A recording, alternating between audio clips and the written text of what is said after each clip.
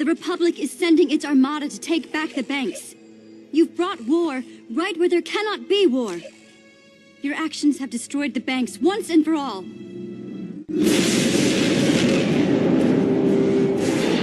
So I really need help on this one. Why did the Separatists have any money after this?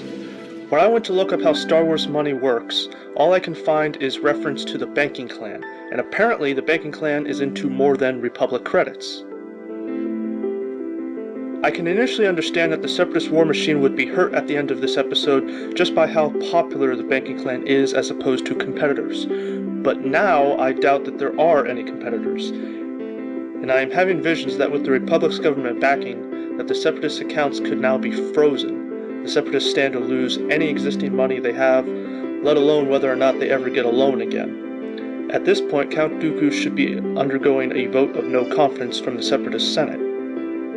After all, the Republic would stand as an occupying force at this point. War has already come to Scipio, and I'm not great at understanding the intricacies of banks myself, but what I'm saying is the Republic victory appears so complete that the war should have been won right then and there, not several months later.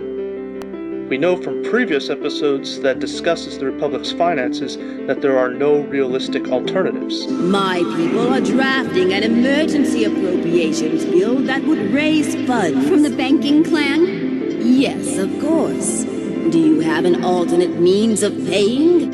And I stated earlier that I think the lore is such that there are no competitors to the banking clan. So the heart of my question is this: why was there anything left to the Clone Wars at all after this incident? The options, as I see them, are: the banking clan is popular, but there is an alternative means of funding waiting in the wings.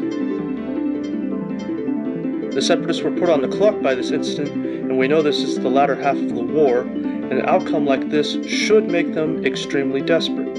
But then I don't see any clear evidence of this desperation depicted in the Clone Wars. The leadership appears relatively cool-headed. Perhaps this was only the military leadership which remained unfazed.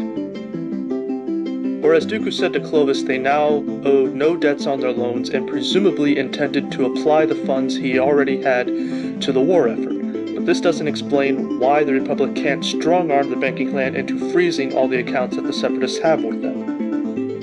What do you think about this situation? Have I highlighted a plot hole, or is there some crucial aspect to finances, Star Wars based or otherwise, that you could be so good as to make me aware of? Please comment and discuss with one another down below. Help me, Star Wars fans. You're my only hope. Long live the bank!